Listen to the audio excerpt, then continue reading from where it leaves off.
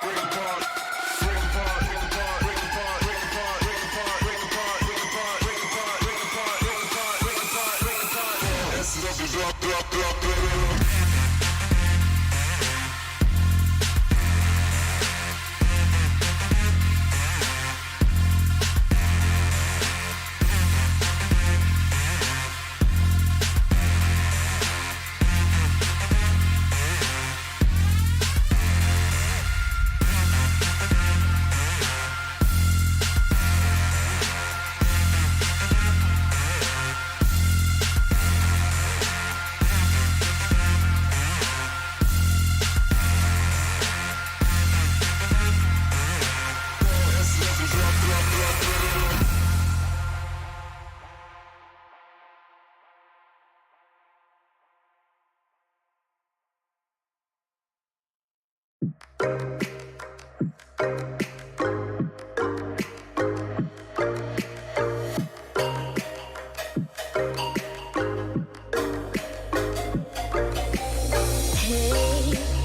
we can run away.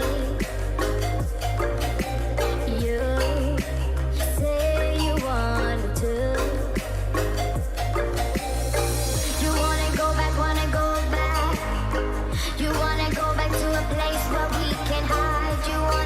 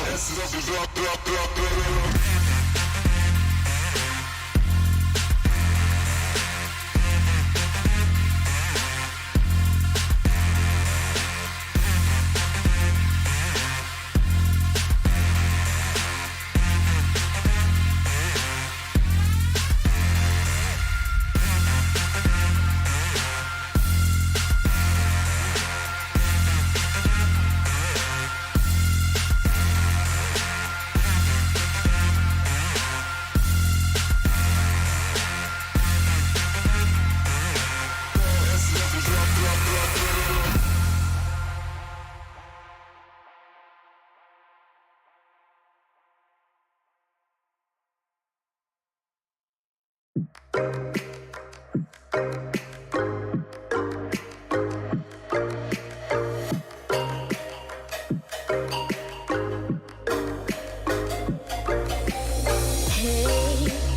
we can run away. You say you wanted to. You wanna go back, wanna go back. You wanna go back to a place where we can hide. You wanna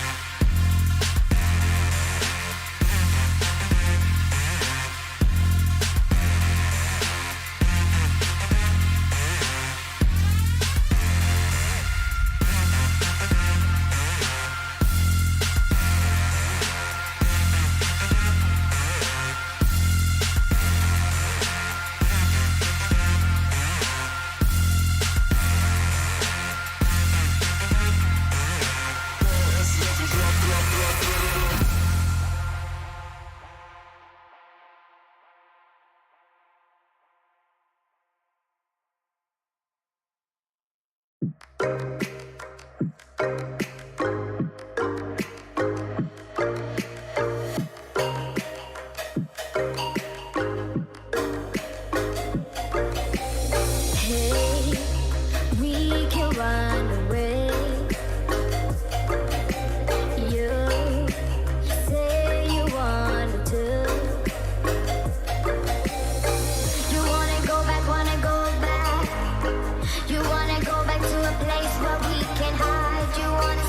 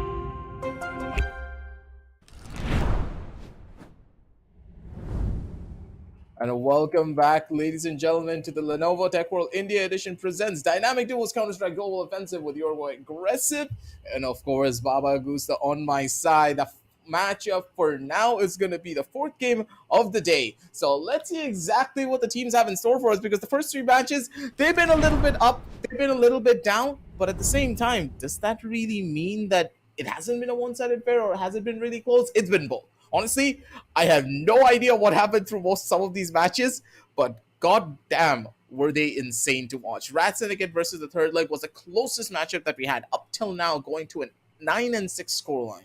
But here, Rolex going up against the real OGs. Now that is where fun things are about to happen. Two Simples match have been moved to off-stream, I do believe, because of a couple of problems that players had. So we're going to watch Rolex and real OGs instead. Real OGs were supposed to have their debut yesterday. Their matches were off stream. They made it through. So let's see if they're going to be able to take Rolex down and maybe move on down forward, Baba. Yeah, and this time Cobblestone has been banned right off the bat from the side of Team Rolex. So you will see Short Dust being picked. Real OG will ban Lake at the last. So for a brief moment, there was a glimmering sight of hope that we could have seen Lake, but it was banned at the last time with Short Dust being picked. And I'm pretty sure that Short Dust will definitely be the ones that we are looking forward to up against Real OGs versus Team Rolex. Now, match number 4 itself, pretty sure it's going to be an interesting one to look at, because we just had Cobblestone 3 matchups in a row. So, match number 4, we could say that Short Dust would definitely be a side to look at. And I'm pretty sure that this will be an amazing match to look at forward too. So, talk about day number 1 matchups. I'm pretty sure that talk about slow aimers. They are currently going up against Boda Shira, and apparently the matches hasn't started yet, but most of the matches, that a total of 64 teams will be conducted offline. Only 5 will be shown on stream. So let's jump into game right now. I'm pretty sure that the knife round has already been completed, so real OGs will be going on CT's end, whereas Rolex will be on the T side. So let's not waste any time and start things off with the pistol round. Oh, it's Eren Jaeger on one side. Let's see what happens coming in from the real OG side. Reminding you, both of these teams, they have made it through the first stages, so they are a pretty competent team from each side. But let's see who's a little bit more on the edge here, a little bit more sharper on the sides. And Rolex looks to be going in for a very aggressive push over on towards the side. The Tech 9 dealing a good chunk of damage over to the body. Thunder is going to be able to survive that. Jaeger, good amount of damage over on one, but he needs to survive for the second here. Temperion has the better weaponry, needs to go for the shots. The headshot misses out! And it's going to be Temperion. Better weapon on his side. Does survive it and does find the kill. Real OGs, they lose out on one, but I would say a pretty good try from either end. Very good try, but Thunder, on the other hand, he kind of decided to, swap from the knife and decided to reposition very quickly. But turns out, it basically was a down. This time on round number 2, instant control on the site. SMGs for the win. And real OGs will steal the round back. With Thunder taking some minor damage, not a single utility was used from both the sides. Has to be from the side of Team Rolex. On the side, they were just using Tech 9 to 50, so they should be fine. Control from mid will be imminent from Thunder. He's just making sure that he could have control as best as possible, and Thumper just wants to go aggressive, but he will lose that gunfight nonetheless. With Jaeger having control of mid means that they have control of the teaser's entry side too. So very tough decision, but going aggressive really did give real OGs the lead that they need in round number 4. It's a pretty smart play coming in as well. Real OGs, they're playing for the map control and they are spreading themselves out accordingly. Rolex on the other side, maybe pushing in a bit too aggressive alone. Rolex, you need to take your time there, buddy. You can't push aggressive like this without your teammate. You can't just always be certain that, hey, we're going to win out on our gunfights all the time. You need to play for a trade here. Real OGs playing the team game on one side and Rolex falling slightly short on the margin. They have the aim. We have seen them hit a couple of nice shots when it came down to the pistol round, but a need to play together as a squad. Where are the trades? And once more, he's taking the fight alone. There's absolutely no backup for him whatsoever. No trades, no grenades or any utilities used to at least block one particular line of sight. Rolex are currently feeling the pressure as we speak. Round number 6 will commence too, with currently real OGs in the lead. Molotovs being used, the usual ones, but a beautiful shot from Temper on. And Thunder will just respond back with a monstrous headshot. Grenades being used, won't be able to deal major damage from the Opper. But he really needs to be careful, because if he makes a single peek, he's out in the open, but he's still alive! Jump! And he gets the headshot. Oh man, that is definitely gonna hurt. The op shot could have at least confirmed the kill from a body shot. He was wide out of the open, but he misses it. Missed shots can be the make it or break it for a squad, and goddamn, the members of Rolex, they have to be kicking themselves for that one. A tough spot to be in, especially on a 5-1 scoreline. You do not have that opportunity or that leeway to just make something work happen for you, Temperon. So good when it comes down to the frags. Timing is key, and Jaeger already in towards the side. He's expecting one of the players over. A couple of bullets, not gonna be able to live through that one for long. He got one kill, not gonna happen. The no-scope does not connect. And Suman shuts him down, gets the 5-2 as Temperon. His aggressive plays is what's really giving them the opportunities to open up a lot of these sites. And if he is going to take the mantle to carry this team to victory, he needs more than one kill to make this work.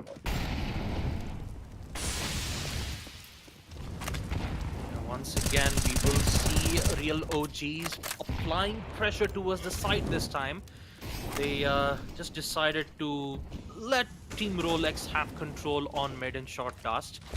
So they just want to contest short range gunfights. Good usage of the incendiaries grenades forced one of the T side to fall back, and Sumantraju will lose that gunfight to Thunder through a wall bang. He was currently playing from the side itself, and since he saw the arm of the T side, he will secure that kill nonetheless. Ending the first half on a 6-2 scoreline. Real OGs, they currently are in the lead, and for Rolex, they will start to have problems if they start losing their official gunfight itself. So no grenades, no nothing, just the Kevlars from the T side, Jaeger and Thunder. And Sumantraju is currently the one having the defuse kit. So if he dies, he will give away his position. But if he secures this 1v2, this could look good from the side of Rolex. Quick trades being made. This is looking good from Temperon. And now it's post-plant. 1v1 dual Berettas. So really strong in close range, but also in mid-range, you need to control the recoil as much as possible. He finds one. Information will be given. Defuse kit has been dropped. He could be able to pick the defuse kit back, but he decides to engage in the gun of dual Berettas galore. Who will win it? It's Thunder. Down under. Glock 8 in hand, secures the kill, and just decides, you know what, that's my team. He ran out of bullets! He ran out of bullets! He would have actually killed him. He could have. But yeah, that is so unfortunate for him though. I gotta learn that flash.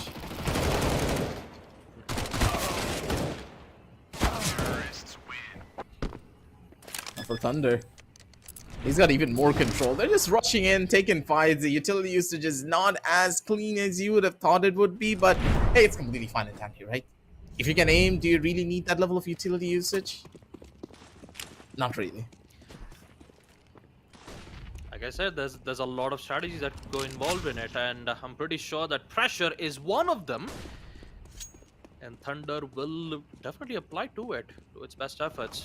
Sumantraju will be downed. And having a PPSH in hand, Temper on, really needs to be careful in long-range gunfights, because he needs to play it as burst as possible, or just maybe spray it till Kingdom Come. But nonetheless, Only a minute left. Temper not looking good when it comes to his HP, so he needs to be careful. And all Thunder requires just info, which will be given and confirmed with the help of the Galil, ending the matchup with a 9-2 scoreline in short dust, ladies and gentlemen. Match number 4 quickly completed. It is 9-2, and we will see the side of Team Real OGs proceeding to the round of 16. So it was a quick match. We could, to be honest, I couldn't say anything good much more about it. There wasn't a lot of utility plays. It was just pressure on the site in the end, in which we did get to see Real OGs ended up winning again. Yep. It's all about making sure you take the bull by the horns and then throw it out of the window. They took absolutely no prisoners.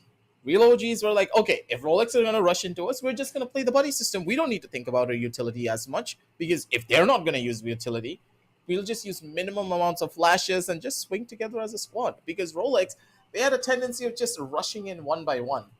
Temperion, he ran in, he got a kill, that's fine and dandy, but can you do that all the time? You're making so much noise as you're running into a particular side or running across a particular corner that you can't always rely on your raw mechanical skill. Your footsteps are going to give you away. They're going to be prepared to shoot you in the head while you have no idea where your enemies are. And that's what kind of happened to Rolex here. But I digress. It's okay. Moving on down the line. Real OGs, they did pretty well. They did decently. So I would say kudos to them. 9-2. They deserve the victory. I mean, that's the thing about being predictable, right? Once you start using the same strategies over and over again for more around 6 to 7 rounds, it's the opposition team would definitely adapt to the situation that they're going from. And once they have info, all it needs is either a scope from the op or maybe from the scout. You even have molotovs to give away a player's positioning if they do decide to go aggressive. So there's a lot of factors that could go into it, but at this point real OGs were like you said, they just depended on trades. They decided to find info regarding with the help of one of the players, and just decides to go along with it. There wasn't any problems. They had full control on mid. They had good information on Teaser's whereabouts, and even if they were going aggressive, they had things under control without facing any issues whatsoever. So a very quick match on short dust. There wasn't anything a lot we could say at the moment, but I'm just glad that match number 4 didn't go with cobblestone instead of short dust, because let's face it, we had Yeah. 3 cobblestones back to back. But now match number 4, we had short dust. Maybe, who knows, on match number 5 we could expect maybe a different map, maybe Boyard, maybe Lake. Boyard has been played once, cobblestone has been played like for what, 5 to 6 times.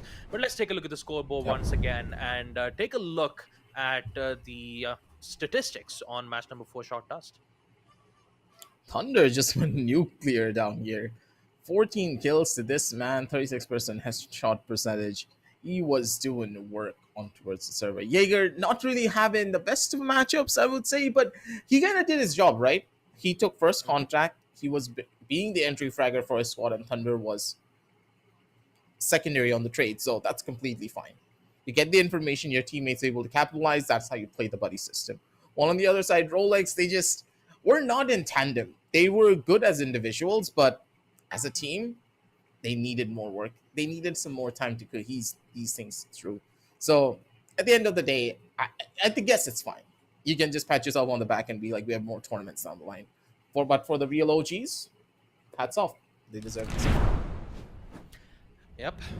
And that will conclude match number 4, folks. And apparently, we just got an info on match number 5 between Deadly Duos and Carnage. Turns out Team Carnage has decided to forfeit the match, which means that Deadly Duo will proceed to round number 16 via default. So, I mean, I was looking forward to match number 5, but turns out we won't be able to find it. Unfortunate. But yeah, there we go. That is day 2 completed. And now we will proceed to round number 16, which will be tomorrow. So we're just going to end the stream for today. Hope you guys enjoyed it. This will be me, Baba Gusta, alongside with Aggressive. Make sure to check out Lenovo 5i Pro. Link is in the description below. Make sure to check it out.